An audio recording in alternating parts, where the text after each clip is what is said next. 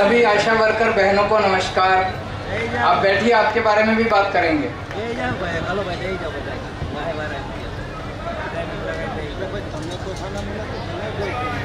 दोस्तों, सबसे पहले एक जोरदार अपनी भारत माता का जयकारा लगाएंगे। दोनों मुट्ठी बंद करेंगे, हाथ ऊपर करेंगे और दिल से बोलेंगे भारत माता की, भारत माता की, इनकलाब, इनकलाब, वंदे वंदे।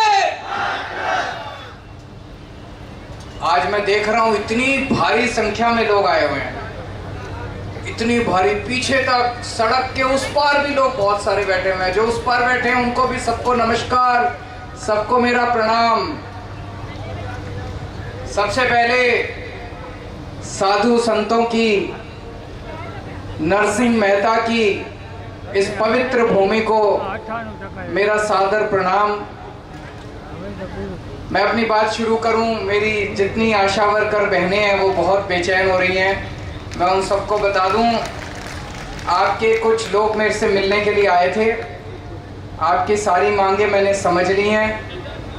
मेरे को जिता दो, मैं 3 महीने में आपकी सारी मांगे पूरी कर दूंगा। मंजूर है? दोस्तों, मैं यहां किसी को हराने नहीं आया, सीधा साधा आदमी हूं।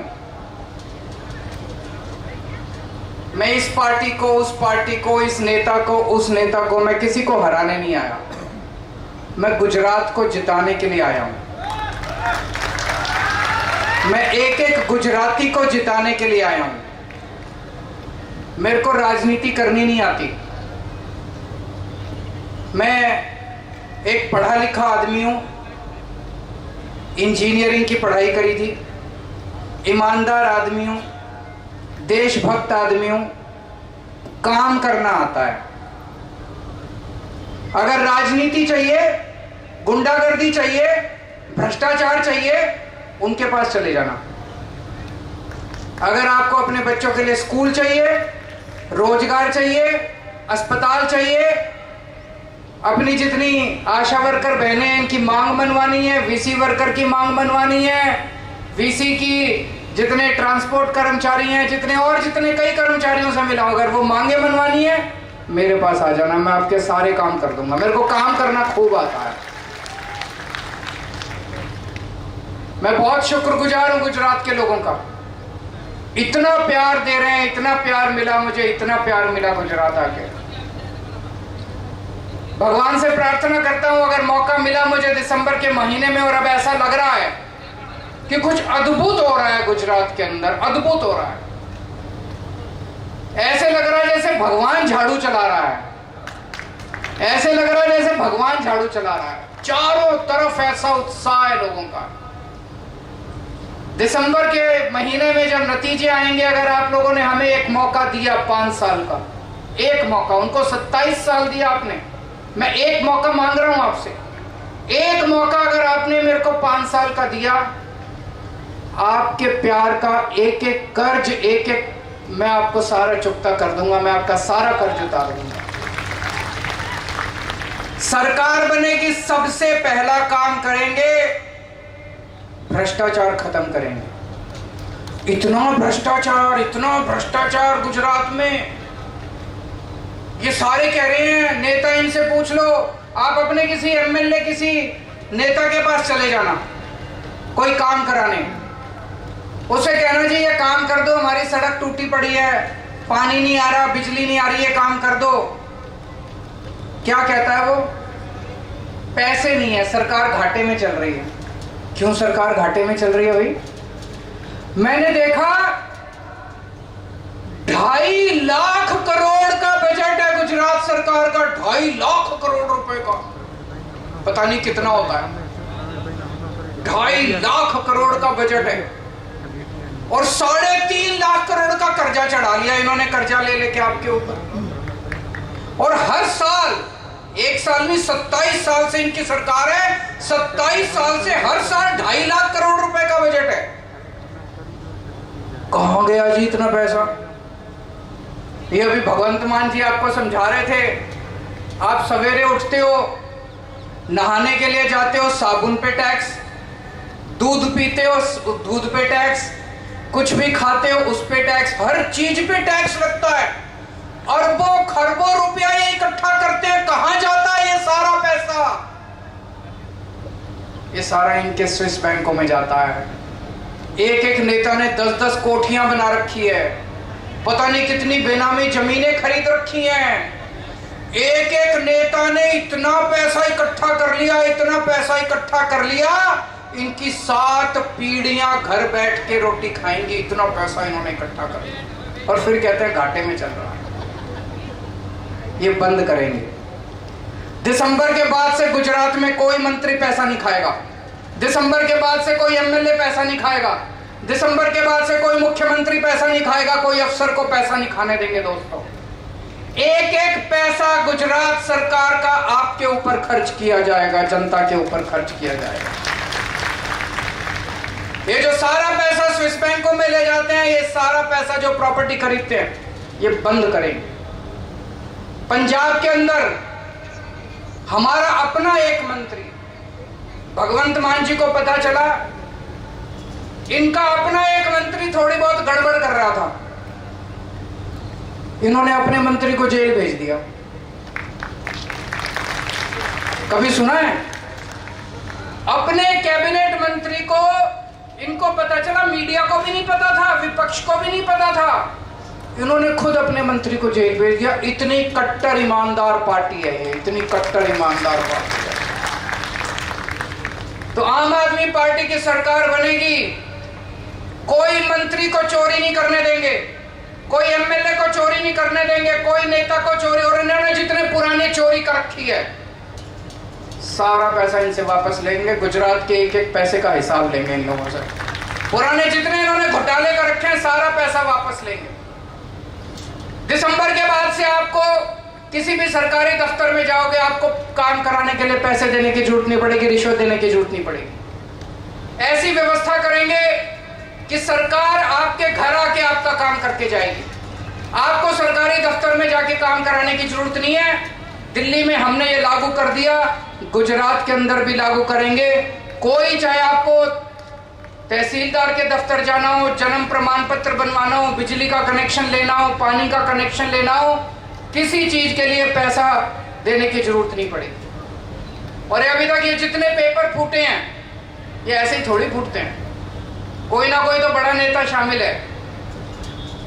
जब भी ये इंक्वायरी करते हैं, अरे गहरे नथो गहरे को जेल भेज देते हैं, बाकी सारे मौज करते हैं, नेताओं को कुछ नहीं करते। 2015 के बाद से जितने पेपर फूटे हैं सबकी इंक्वायरी खोलेंगे, और इसमें जितने बड़े बड़े नेता शामिल हैं सबको जेल भेजेंगे।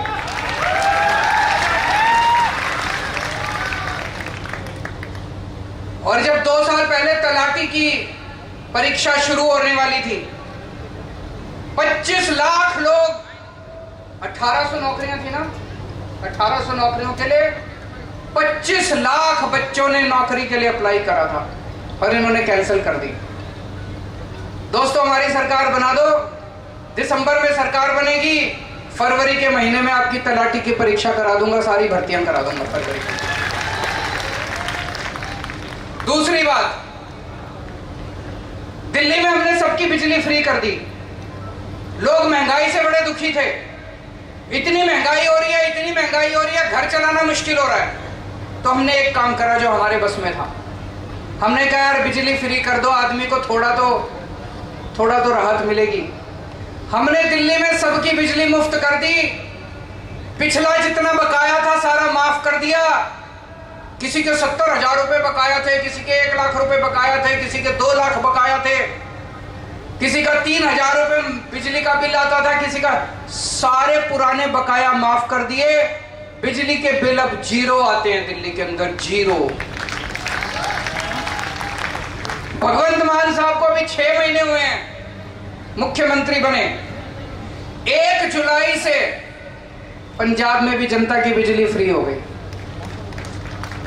गुजरात में भी हो सकती है। करनी है कि नहीं करनी, हाथ खड़े करके बता देना गुजरात में। ये सारे मेरे को गालियां दे रहे हैं, बीजेपी वाले भी, कांग्रेस वाले भी, दोनों जम के गालियां दे रहे हैं कि केजरीवाल पैसे लुटा रहा है, केजरीवाल पैसे लुटा रहा है, बिजली मुफ्त नहीं होनी चाहिए। मैं आपसे पूछना चाहता हूं, मुख्यमंत्री की सारी बिजली मुफ्त होती है। मुख्यमंत्री को 5000 यूनिट, गुजरात के सीएम को 5000 यूनिट बिजली मुफ्त मिलती है हर महीने। गुजरात के मंत्रियों को 4-4 हजार यूनिट बिजली मुफ्त मिलती है हर महीने। मैं कहता हूं गरीब जनता को 300 यूनिट महीने मुफ्त दे दो तो इनको मिर्ची लगती है। बताओ, अगर मुख्यमंत्री और मंत्रियों को बिजली मुफ्त मिलती है तो जनता को मिलनी चाहिए कि नहीं मिलनी चाहिए? जनता को मिलनी चाहिए। क्यों नहीं मिलनी चाहिए? भ्रष्टाचार दूर करेंगे, खूब पैसा बचेगा। जैसे दिल्ली में पैसा बचाया, जैसे पंजाब में पैसा बचाया, ऐसे ही गुजरात में भी पैसा बचाएंगे। ईमानदार सरकार आएगी, आपकी बिजली मुफ्त करेंगे। जितनी महिलाएं बैठी हैं, अभी ईशुदान भाई ने बता दिया, जिस जिस बहन का, जिस जिस माँ का, जिस जिस बेटी का 18 साल से ऊपर की जो है, अगर बैंक अकाउंट नहीं है तो खुलवा लेना, अपने नाम पे बैंक अकाउंट खुलवा लेना। सरकार बनने के बाद हर 18 साल से ऊपर की महिला के अकाउंट में हर महीने 1-1 हजार रुपए डलवाया करेंगे। होना चाहिए कि नहीं होना चाहिए? जिस घर में 2 महिलाएं, माँ है, बेटी है, दोनों 18 साल से ऊपर हैं, उनको दोनों को अलग अलग हजार मिलेंगे, 2000 रुपए मिलेंगे। जिस घर में 3 महिलाएं हैं, सास है, बहू है, बेटी है, उनको 3000 रुपए मिलेंगे, अलग अलग हजार रुपए सबको मिलेंगे। मिलने चाहिए नहीं मिलने चाहिए? ये मेरे को खूब गालियां देते हैं जी, मेरे को कोई फर्क नहीं पड़ता। ये बीजेपी कांग्रेस कहते हैं केजरीवाल ठग है। अरे ठग तो तुम हो, सारा पैसा खा गए। केजरीवाल तो बहनों के पैसे बांट रहा है। कहते हैं केजरीवाल कमीना है, केजरीवाल आतंकवादी है, केजरीवाल खालिस्तानी है। खूब गालियां देते हैं। अभी 1.5 महीना रह गया चुनाव का, अभी इनके बड़े बड़े नेता आएंगे पूरे देश से, आके खूब गालियां दे। और एक जैसी गाली, कांग्रेस भी वही गाली देती है, बीजेपी भी वही गाली देती है, एक जैसी गालियां देते हैं दोनों मिलकर। आपके बच्चों के लिए रोजगार का इंतजाम करेंगे। बहुत सारे बच्चे बेरोजगार बैठे हैं, घर में बैठे हैं, उनके पास रोजगार नहीं है।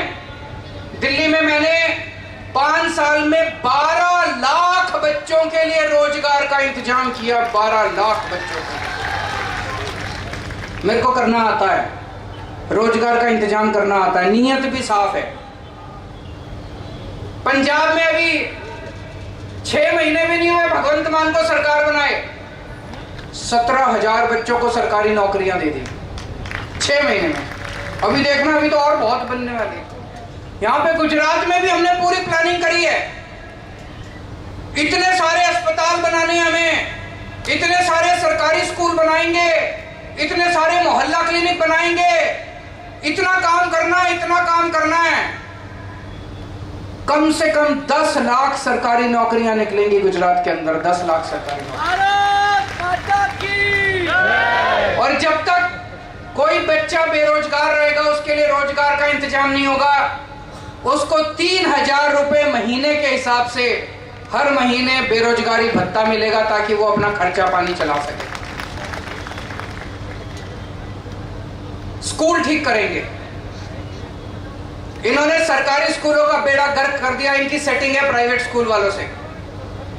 दिल्ली में हमने उल्टा करा है, सरकारी स्कूल इतने शानदार बना दिए, इतने शानदार बना दिए सरकारी स्कूल। पहले दिल्ली के भी सरकारी स्कूलों का बुरा हाल था, लेकिन पिछले 5 साल में दिल्ली के सरकारी स्कूल इतने शानदार हो गए।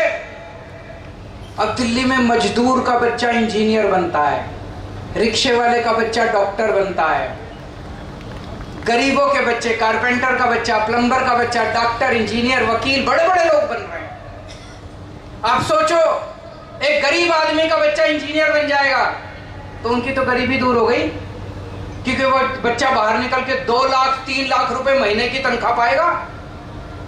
जो मजदूर बेचारा 7-8 हजार रुपए महीना कमाया करता था, अब उसका बेटा उसके लिए 2 लाख रुपए महीना कमा के लाएगा। दिल्ली के सरकारी स्कूल इतने शानदार हो गए, अब इन सरकारी स्कूलों में हजारों बच्चे इंजीनियर बन रहे हैं, डॉक्टर बन रहे हैं, वकील बन रहे हैं। और दिल्ली में उल्टा हो रहा है। दिल्ली में प्राइवेट स्कूलों से लोग अपने बच्चों का नाम कटा कटा के सरकारी स्कूल में भर्ती करा रहे हैं। 4 लाख बच्चों ने पिछले कुछ साल में प्राइवेट स्कूल से नाम कटा के सरकारी स्कूल में भर्ती कराया है। गुजरात के सरकारी स्कूल ठीक होने चाहिए, नहीं होने चाहिए? गुजरात के भी सरकारी स्कूल इतने शानदार कर दूंगा, आपको प्राइवेट स्कूल भेजने की जरूरत नहीं पड़ेगी। सरकारी स्कूल में एडमिट कराना, सारी शिक्षा फ्री होगी। लेकिन फिर भी जो अपने बच्चों को प्राइवेट में पढ़ाना चाहते हैं, इन प्राइवेट वालों ने लूट मार कर रखी है। जब मर्जी फीस बढ़ा देते हैं, जब मर्जी कभी लाइब्रेरी फीस, डेवलपमेंट फीस, फलाना फीस, जिनका फीस। दिल्ली में भी इन्होंने गुंडागर्दी कर रखी थी। दिल्ली में हमने सारे प्राइवेट स्कूलों का ऑडिट करवाया, पता चला इन्होंने इतना पैसा इकट्ठा कर रखा है बच्चों से, फीस ले लेके, फीस के नाम पे। किसी स्कूल के पास 50 करोड़ की एफडी मिली, पैसा ले लेके एफडी में जमा करा रखा, फिक्स डिपॉजिट बैंक में। किसी के पास 50 करोड़, किसी के पास 30 करोड़, किसी के पास 20 करोड़। सारे स्कूलों की एफडी तोड़वा के बच्चों के पैसे वापस कराए थे हम लोगों ने। पहली बार हुआ था प्राइवेट स्कूल वालों ने पैसे वापस करे थे। गुजरात के भी सारे प्राइवेट स्कूलों के ऑडिट करवाएंगे। जिन्होंने गड़बड़ कर रखी, आपके पैसे वापस कराएंगे। और आज के बाद कोई प्राइवेट स्कूल वाले को नाजायज फीस नहीं बढ़ाने देंगे, जैसे दिल्ली और पंजाब में किया। हमने दिल्ली में सबका इलाज मुफ्त कर दिया। आज घर में कोई किसी को बीमारी हो जाए, जेवर बेचने पड़ जाते हैं, इतनी महंगी हो गया इलाज, प्राइवेट अस्पताल में चले जाओ। और गुजरात में सरकारी अस्पतालों का बेड़ा गर्क है, सरकारी अस्पतालों में कोई इलाज नहीं होता। दिल्ली में भी पहले ऐसे ही था। दिल्ली में भी सरकारी अस्पतालों का बुरा हाल था। हमने दिल्ली के सारे सरकारी अस्पताल शानदार बना दिए। अब लोग प्राइवेट में नहीं जाते, सरकारी अस्पतालों में इलाज कराने आते हैं। मोहल्ला क्लिनिक खोल दिए गली गली के अंदर। पूरे गुजरात के अंदर मैंने प्लानिंग करी है, 20,000 मोहल्ला क्लिनिक खोलेंगे, हर गांव के अंदर, हर मोहल्ले के अंदर। गुजरात के अंदर भी सबका इलाज मुफ्त करेंगे, चाहे अमीर हो, चाहे गरीब हो, चाहे बच्चा हो, चाहे बूढ़ा हो, चाहे जवान हो। हर एक का, हर एक गुजराती का पूरा इलाज मुफ्त होगा। चाहे 10 रुपए की क्रोसिन की दवाई